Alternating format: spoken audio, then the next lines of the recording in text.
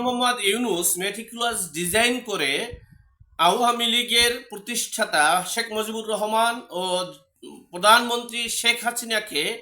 বাদ দিয়ে, শেখ পরিবারকে বাদ দিয়ে রিফর্ম আওয়ামী লীগ করতে চেয়েছে, কিন্তু সেটা না পারলেও জাতীয় পার্টি থেকে এরশাদ সাহেবের পরিবারকে সরিয়ে গিয়ে নিয়ে একটা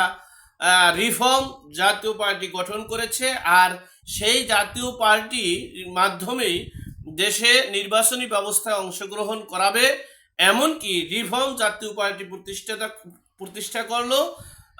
পরিবারতন্ত্র থেকে বের করে জাতীয় পার্টিকে মুক্ত করছে, এমনটাই আশঙ্কা করেছে তারা।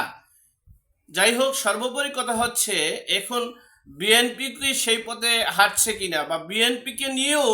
সে পথে ডক্টর মোহাম্মদ ইউনূসের মেটিকুলাস ডিজাইন আছে কিনা, কমেন্টসের মাধ্যমে সকলে বলবেন প্লিজ।